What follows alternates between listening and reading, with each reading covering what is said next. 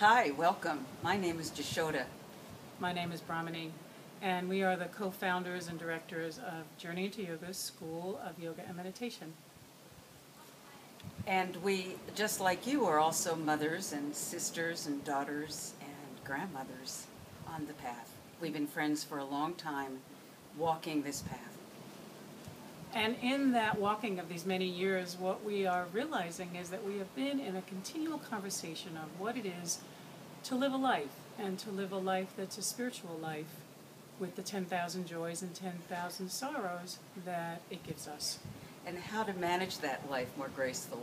I think that's what we're doing. We're managing as gracefully as we can. And so what we found is that when we create a container for each day, where a day has a beginning, middle, and end, the day seems to flow with more ease, and it reminds us of what is meaningful and important. Yeah. And so the thing that I do each day, as we both do, is that we take refuge. And refuge really is a safe sanctuary within my own heart. Mm-hmm. Yeah? And it reminds me of that place that is awake, already so. And so I really say to myself, from now until I fully awaken, I vow to take refuge in loving awareness, my true home. And it reminds me that loving awareness is who I am, already awake, already whole, boundless and infinite as Buddha nature. And because we're human and we stumble and we fall, we also take refuge in the path. So it sounds like this: and from now until I fully awaken, I take refuge in the path of awareness, the road that leads me home. It's the practices and teachings that remind me about coming home. I think as householders, the path is most of the walking, right?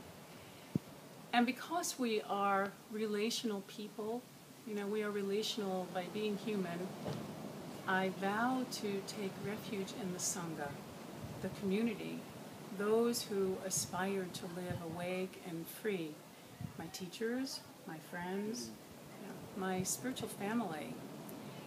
And that really reminds me of all that holds me up when I'm with myself, but I can stay connected to everyone and everything.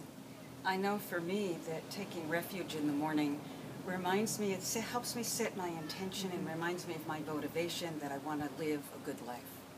It really also reminds me of my commitment, is really what you're saying, right? My commitment. How do I want to live a life? And then to do it, because, as we often say, when there's a commitment, there is no decision. And at the end of the day, we both have a gratitude practice, and before going to sleep, reflecting over the day and remembering everything that I've been grateful for. Whether it's the small taste of a delicious bite of food or the great love that I feel from and for my family. And it makes it just an easier way to go to sleep. It's a good way to hold the day. And the word yoga, there's a lot of meanings that our culture has put on the word yoga, but really the word yoga means union, or to join.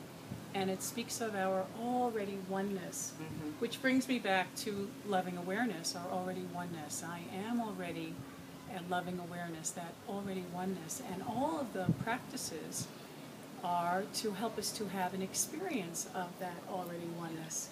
The asanas, the pranayams, breathing practices, the meditation, the chanting, all practices so that we can have an experience of who we really are at our essence.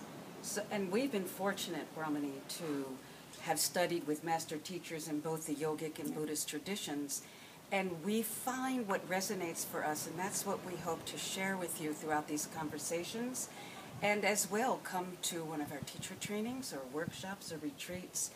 And we're so inspired and lit up. We'd like to have that for your life too. Thank you. Thanks for joining us. Jai Bhagwan. Jai Bhagwan.